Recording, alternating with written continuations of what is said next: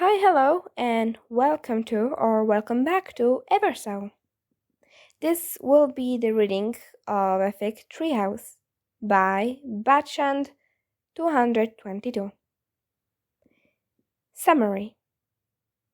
Tim loves his treehouse, so that's where he runs when he wakes up as a 9 years old in a house full of Waynes.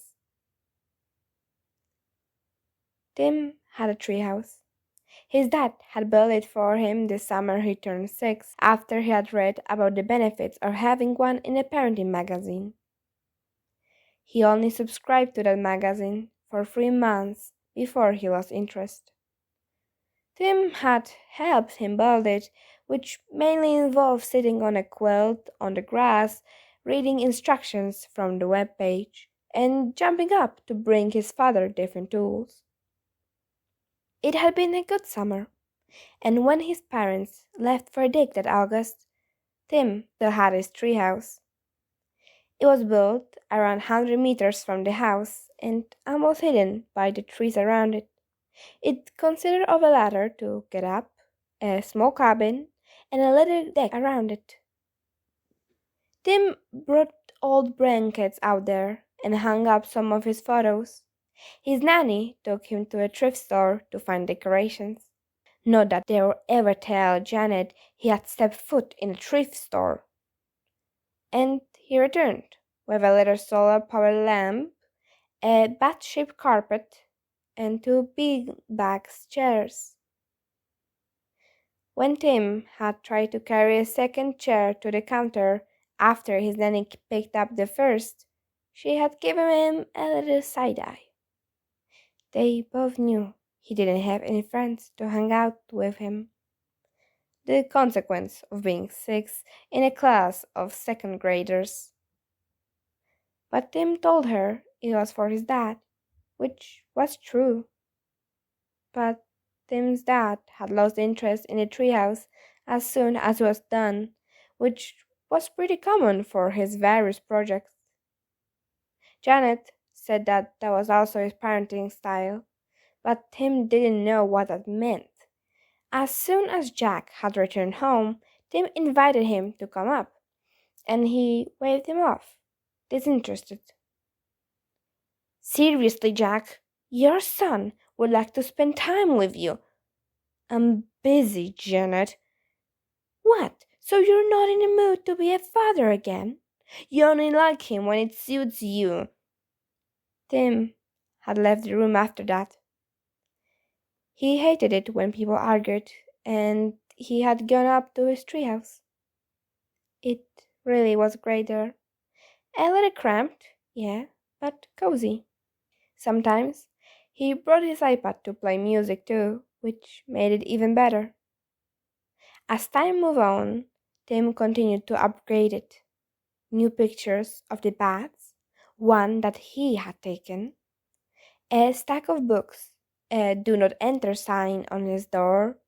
He seen a kid in a TV show put that on their treehouse and thought it was a cool idea. Plus, he could pretend there was no one in there because he didn't want them to be. So it may have been a fleeting interest for Jack. But for Tim, it was a big part of his life. He went up there to hide from his nanny, to hang out when he was bored, to ignore arguments, to get out of going to galas and just whenever he felt like. It was his treehouse, especially because no one else had ever been inside. So obviously he had run there when he woke up in an unfamiliar room with a bunch of strangers staring at him. Well, they weren't exactly strangers. They were the Wayne family, the Bats, but not really. They looked older. Mr. Wayne had more lines on his face, Dick had longer hair, and Jason looked completely different. It barely even looked like him. He was super tall and had lots of muscles and white in his hair and a ton of scars. Tim had no idea that could have possibly happened because he had just seen Jason at school and he looked normal. So Tim panicked and jumped up. He recognized pathway through his dash that he was in Wayne Manor and had adjusted course accordingly. He had only ever been in the areas available for the galas, but he had the blueprints hidden in his room. Don't ask him how he got those. So he knew where the entrance was. He ducked under outstretched arms and dodged between legs, and honestly, it was a little embarrassing for the bats.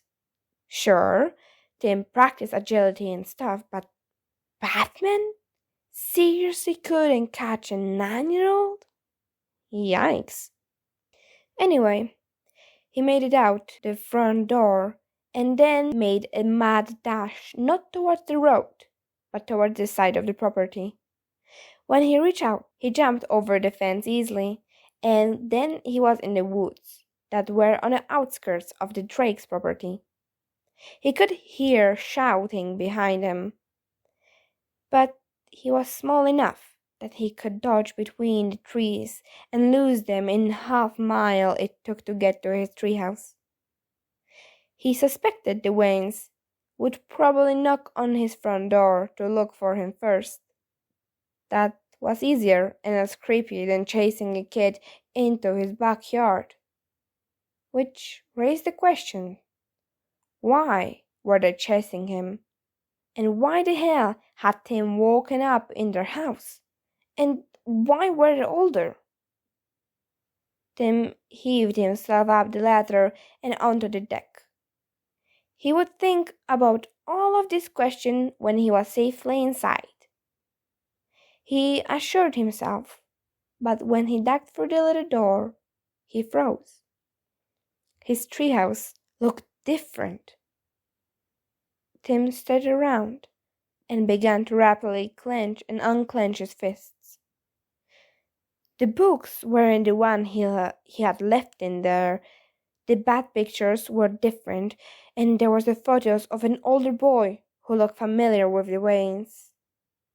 There was a little cabinet, bedside table, thing that his lamp now stood on, and there was dust on the floor, as if no one had been there in a while, which didn't make sense, because Tim was always in here.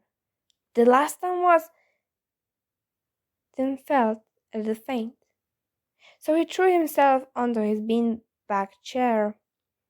The last time was when? Tim didn't know. There was something wrong with his memory. Like he could remember seeing Jason at school a little bit ago, but he didn't know when. He had no idea what day of the week it was or what he had been doing all day. He couldn't remember exactly how long it had been since he had seen his parents or his nanny. There was just this blankness, and Tim couldn't track exactly how far back it went. It was getting hard to breathe, and Tim could hear himself wheezing a bit. Okay, he needed to pause, to get himself under control, to come at this like a detective. He forced air onto his lungs, clenched and unclenched his fist, and tried to pick up 5 things he could see. He didn't know how long it was before he was calm enough to think again. His hands were still moving anxiously, but there was nothing he could do about that. Okay, first step. Try and figure out when he was. He looked down at his clothes. He was wearing a too big Gotham University sweatshirt that pulled at his wrist.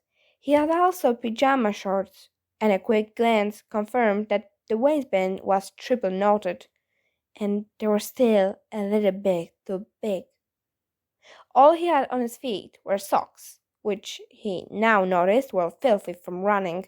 His feet kinda hurt too. But He didn't recognize these clothes. They obviously weren't his. Could he remember he had eaten that day? No, not at all. He took another deep breath. Maybe he got hurt in gym class or something. Maybe he did hit his head and got a concussion. If his parents were out of the country, the nurse wouldn't have been able to call them. And maybe his nanny was indisposed for some reason and asked Bruce to get him. They were neighbors after all, and that was maybe a neighborly thing to do. So that would make sense. If Tim had a concussion, no wonder he couldn't remember certain stuff. The only problem with that was that Tim's head didn't hurt. Well, maybe they had given him pain medication or something? Tim reasoned. Okay, he could work with that. Except, why did the Waynes look so different? Why did the Waynes look so weird? Jason was the most dramatic example, but Dick and Bruce were clearly older too. Actually, Tim hadn't seen those two in a while, so maybe they had just looked different. But that still didn't explain Jason. Jason should be 14 right now. But the man he had seen was, well, a man. Maybe 18, 19? Definitely not the kid Tim knew, which a concussion could not explain. Could it be a rogue doing a poor impression of the Waynes? But then, what would they want with Tim? Tim buried his head in his hands and let out a groan of frustration. Because this didn't make any sense. Apparently, he was louder than he meant to, because a moment later, Tim? He lifted his head, then froze. That was totally Mr. Wayne's voice, beneath his treehouse.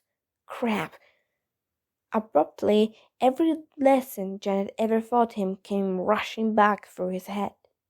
It's very important how you present yourself. If you're having an issue, you need to learn to deal with it discreetly. Mr. Wayne is a very important man.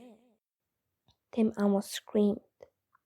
He absolutely could not let Bruce Wayne see him like this.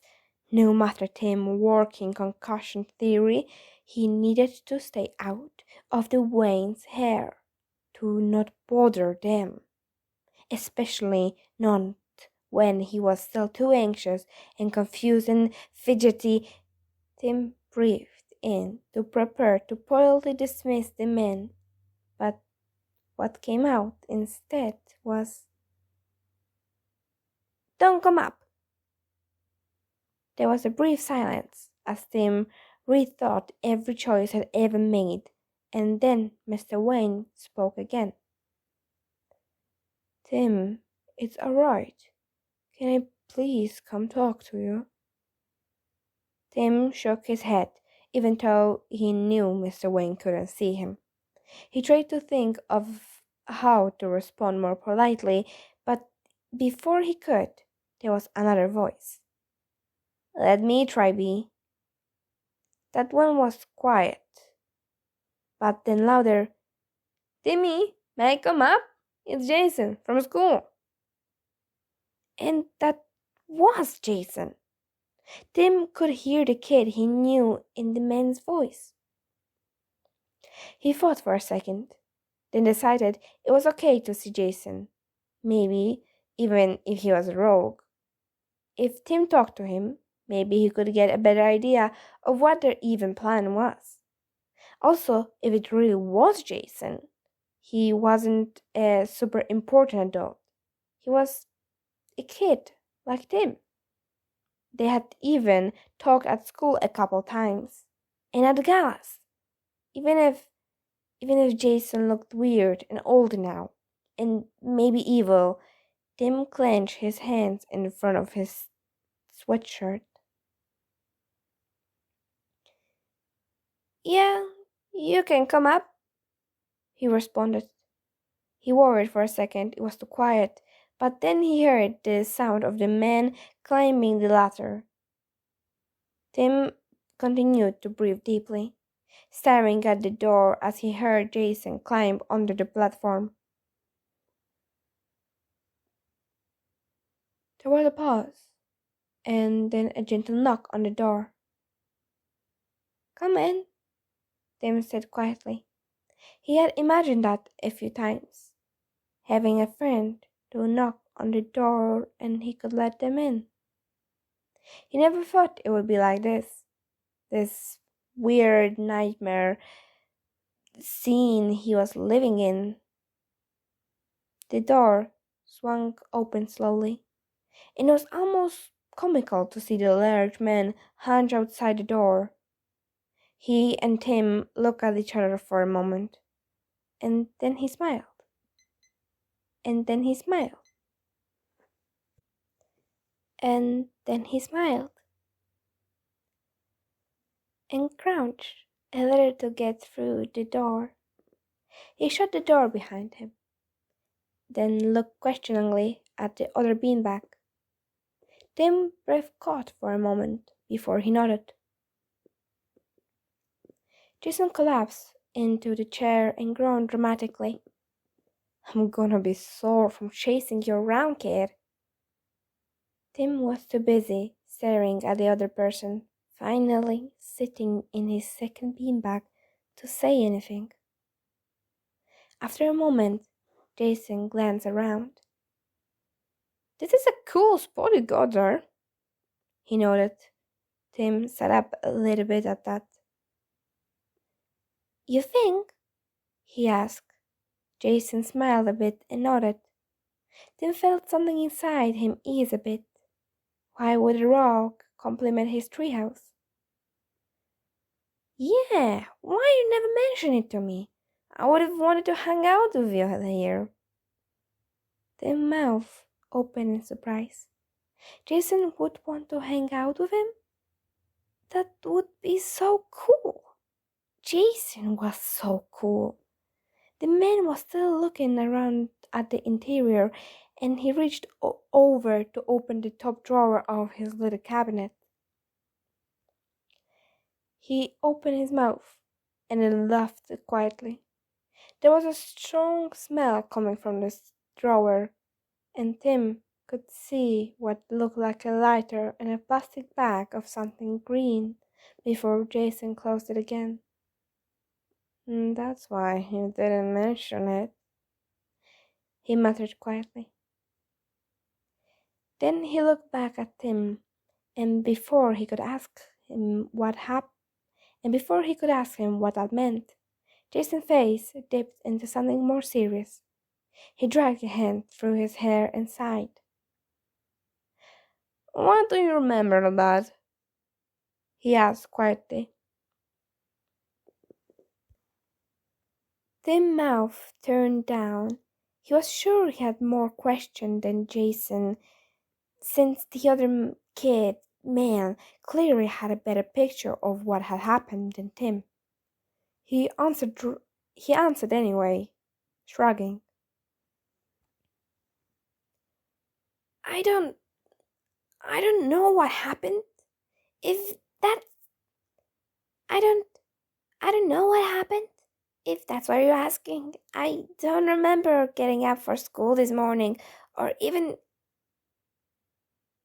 if it even was a school day.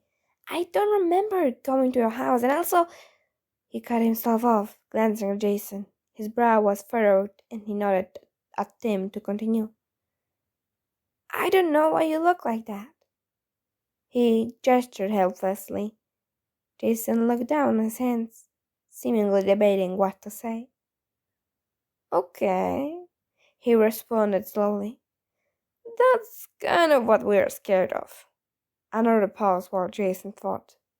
Tim shifted, clenching his hands in his sweatshirt again. "What's going on, Jason?"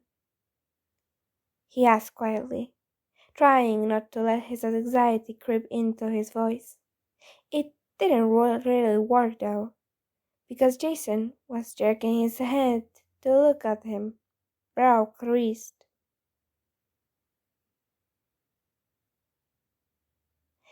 I don't know how to explain this to you easily, but while we were out there last night, here he paused and gave Tim an appraising look. But Tim could guess what he was talking about, and he didn't want Jason to move around in circles. He drew himself up and looked Jason in the eye. I know your secret identities, that you all are bats, that you're Robin. Something flashed across Jason's face too fast for Tim to catch it, and then he was chuckling again. He shook his head.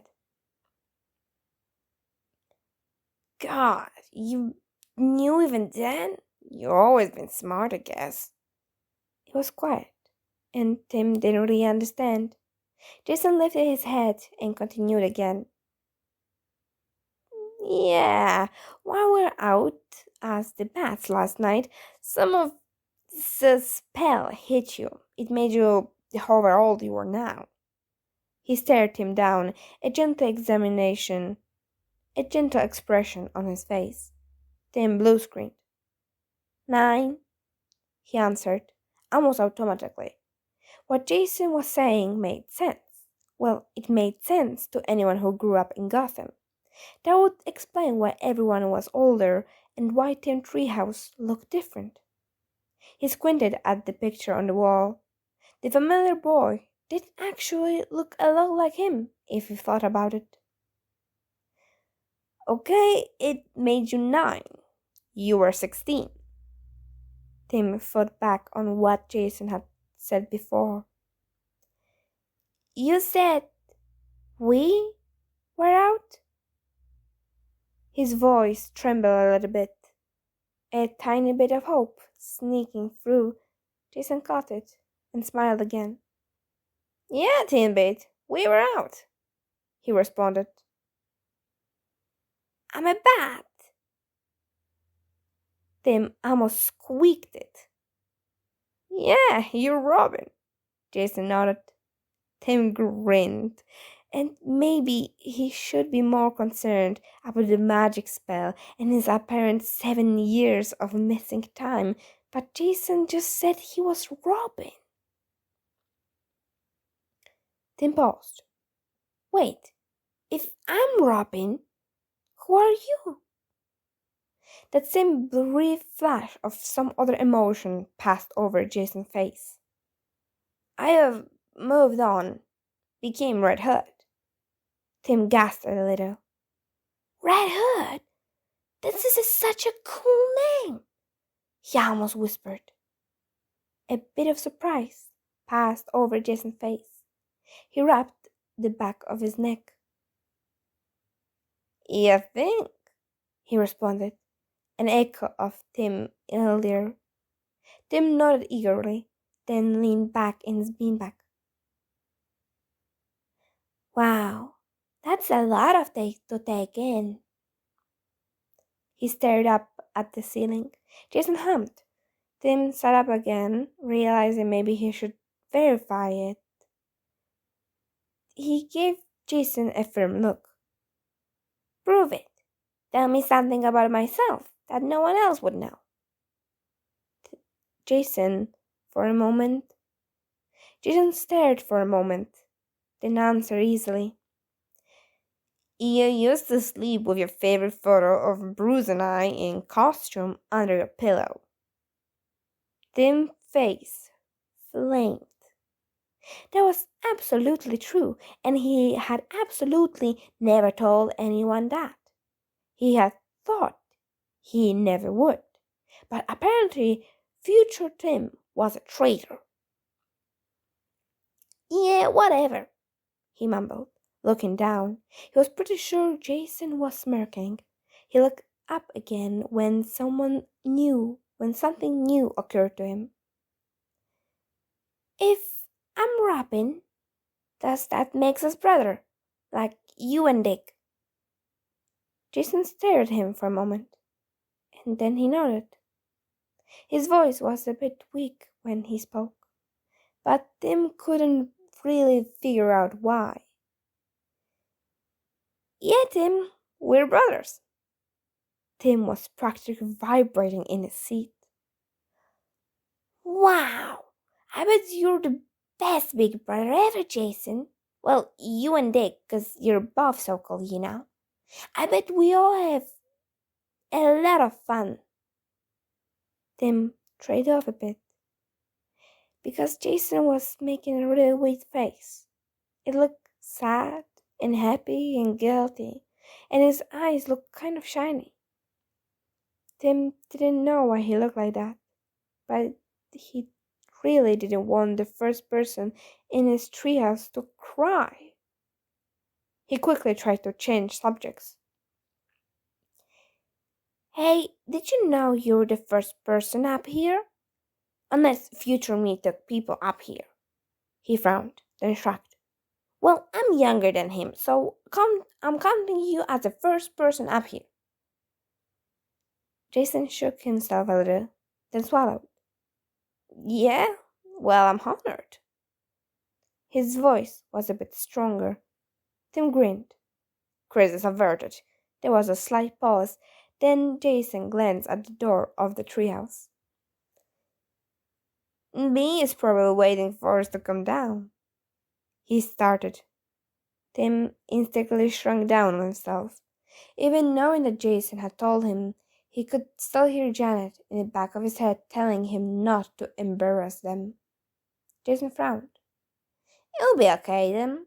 He just wants to fix this so you can get all your memories back and go back to being, well, Tim. Abruptly, the image of lamps and needles and Bruce dressed as a mad scientist came to mind, which sounded horrible to Tim. Is it going to hurt? He asked quietly. Jason squinted at him, then sat back. He's not gonna experiment on you, Timmy. He's probably just gonna call Zatanna and ask for help. Tim thought about it for a moment, then nodded. He kind of did want to go back to normal, if that meant he could be Robin. Okay, he agreed. Jason heaved himself out of his chair and clapped a giant hand on Tim's shoulder. That's the spirit. I'll go down first, he offered. Tim nodded and followed Jason out the door. Before he knew it, he was planting his feet on solid ground, and once again clenching the front of his sweatshirt as he looked up at Bruce. God, that man was massive, and Tim knew logistically that he and Jason were about the same size, but Bruce just seemed bigger and scarier. Even though he was smiling down at him, he shifted on his feet, kind of ready to run away again rather than embarrass his mother. Mr. Wayne? He started. Bruce furrowed his brow and opened his mouth, but then Dick was knocking under this man's shoulder, so he could be in Tim's line of vision. Honestly, the look in Dick's eyes was kind of scary, but for a different reason. The reason being that it looked like Dick was about to grab... Yeah, okay. Dick just grabbed him and scooped him into the air. Oh, Tim, I forgot how little you used to be. I'm getting baby fever. Tim pushed against Dick's chest so he could lean back and look the man in the eye.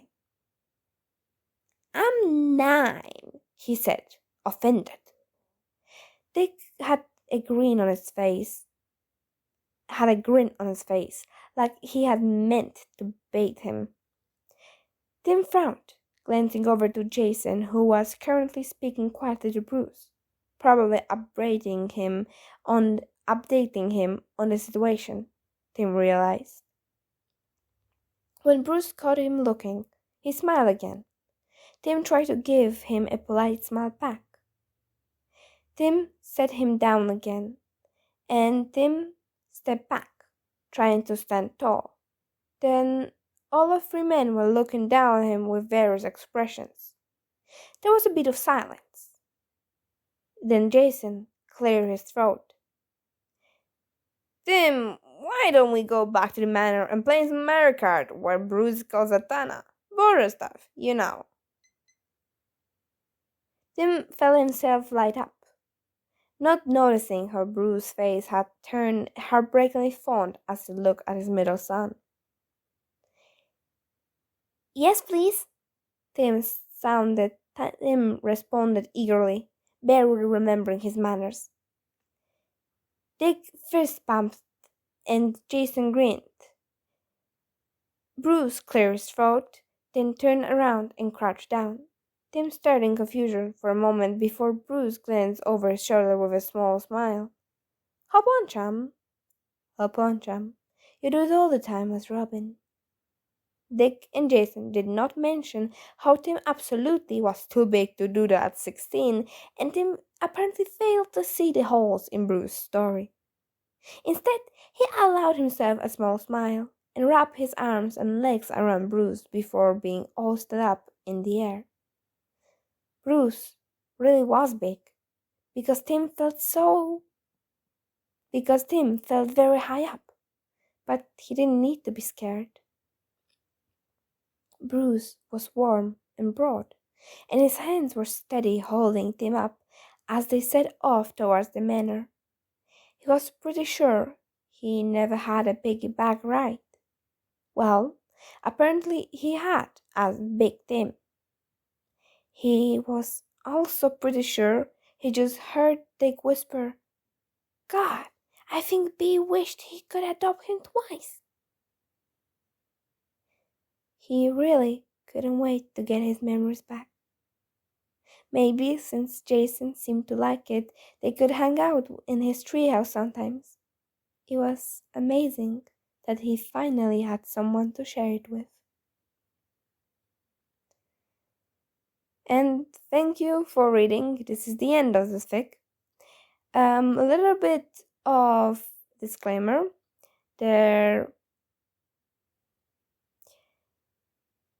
little bit of explanation. If you didn't understand why what was in the cupboard, it was weed.